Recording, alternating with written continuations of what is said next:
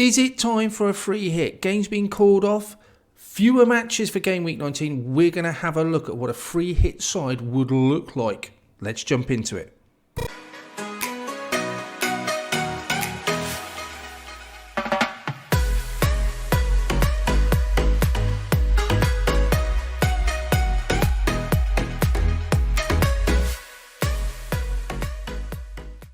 Hi Fantasy Managers, welcome to FPL Team Talk. Is it time for a free hit? We're going to have a look at that and I'm going to put together a free hit side for you. At the time of recording, these are the fixtures that are remaining. So we've lost the Liverpool-Leeds game and the Wolves-Watford game. Who knows which ones are going to go next? It's reported that Everton requested their game to be postponed. They rejected that, so Benitez already saying he's struggling to even get a side out. I think 8 outfield players and three goalkeepers. So it'll be interesting to see how that one pans out. So, is it a good time to play a free hit? Remember, you've got that extra one now that's active from next week, game week 20, given to us by FPL. Never happened before. A little bit of a caveat to that is that you cannot play it in consecutive weeks.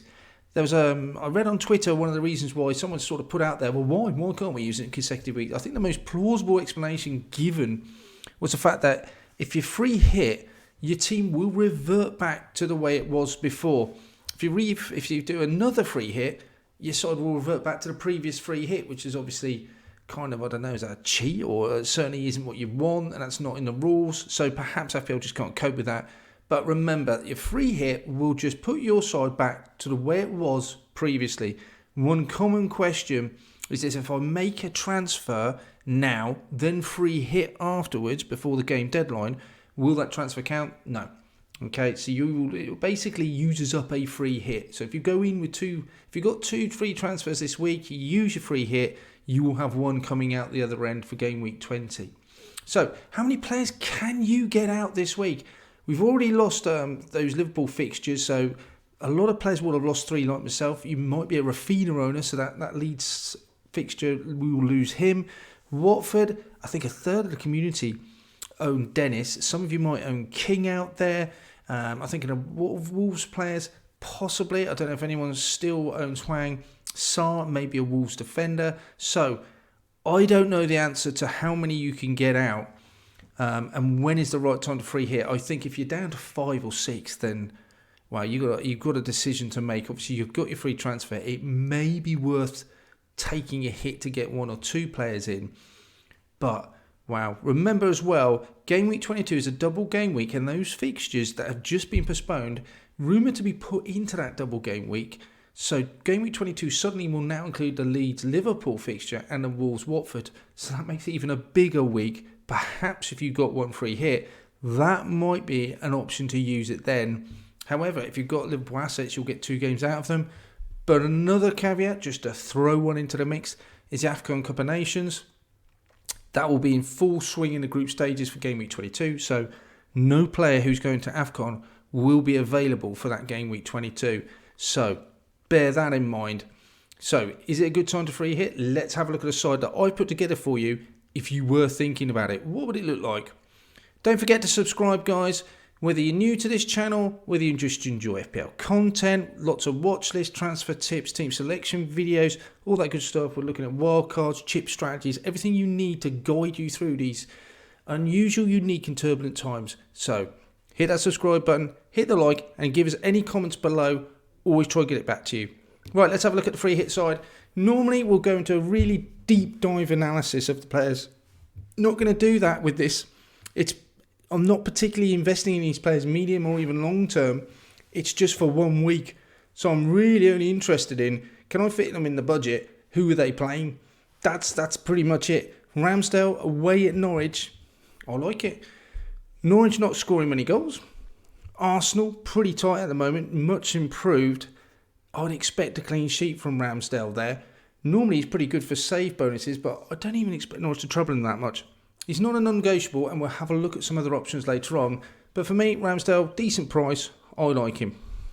In defence, I've gone Kufau, 4.7 at home to Southampton. Southampton struggling to score goals. West Ham, their form has dipped slightly, but I still think they're going to have too much for Southampton and keep a clean sheet. 4.7, he looks a good price. possibility of attacking returns as well. Dunlop I like as well, 4.5. He's keeping Wan-Bissaka out the side.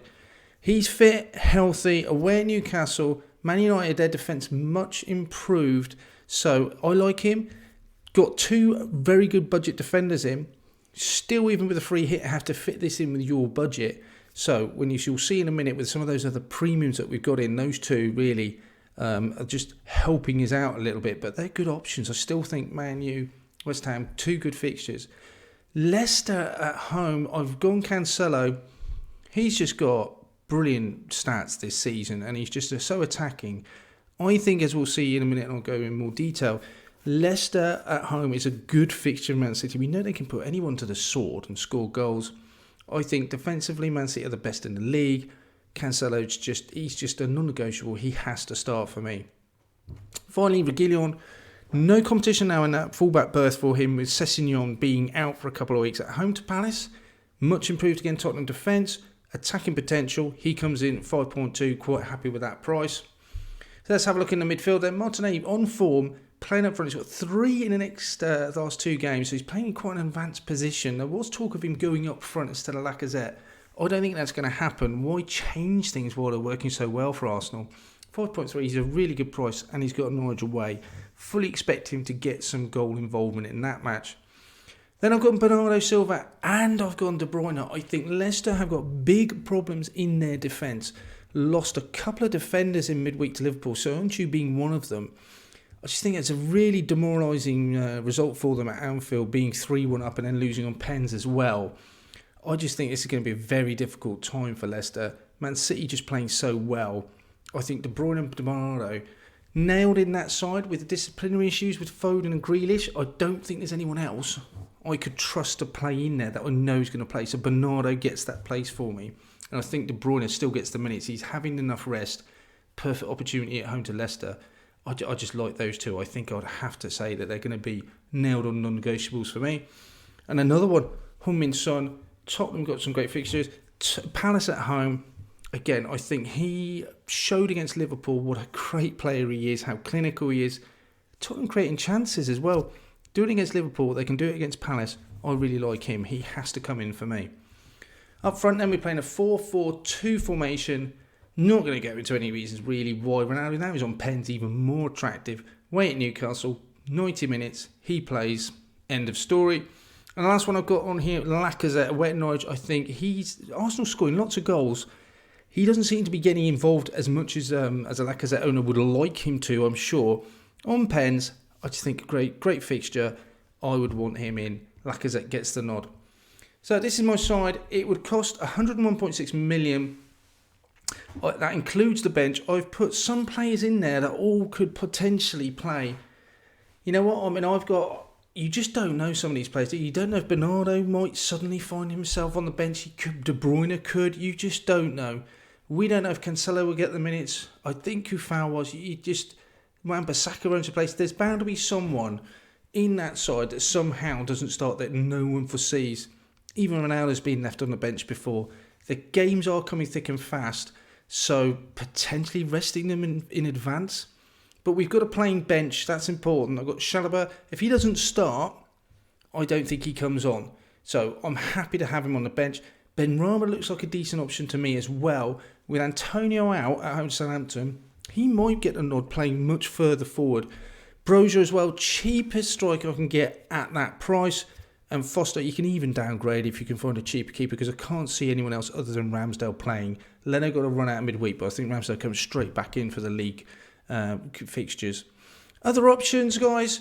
Kane is obviously another one. You would have to make room money elsewhere. You might have more budget than what I have acquitted for in this video. So maybe a Bernardo down to a Ramsey and then decide to play Benrahma in midfield. You could go that. You could even skimp on that substitute bench.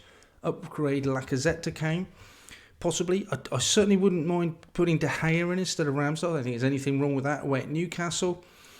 If you wanted to upgrade Darlow to Maguire, I think Maguire has a slightly more attacking potential than Darlow, especially on set pieces. So again, wouldn't see any problems with that. Jarrod Bowen, he could be playing up front for West Ham. He's done in the past when Antonio's not been there, so he could be a really good option. Southampton's defence, you would say, is one that you'd like to target. And finally, the more I think about him, the more I discuss it, and I've sort of gone through him in my mind before, there would just seem a more and more better option. 6.7 is not a bad price. Everton, if the problems they've got are anything half as bad as what Benitez says they are, 3 outfield, it's basically 8 outfield players available. Burnley at home with Wood there, full house, on pens. I just think he could have a field day. He's the sort of player that could bully any defence, let alone an inexperienced, maybe Everton back line with the right supply. He could have a field day there. Wow, he could be brilliant. So the more I think about it, the more excited I get. I don't even want to say the phrase, more excited I get about him. So I think Wood looks a possibility, a really good option, in fact. Captaincy and the whole thing's difficult. I do like Son. Then you got De Bruyne if Leicester have got real problems. Really need to keep an eye on those press conferences. Remember, all of this could absolutely change with other postponement fixtures. But, guys, I hope that's helped. Let us know if you are going to free hit this week. I'd be interested to see how many of you out there are intending to do so or forced to do so. Meantime, hit that subscribe button. Thanks for watching, guys. Speak to you soon.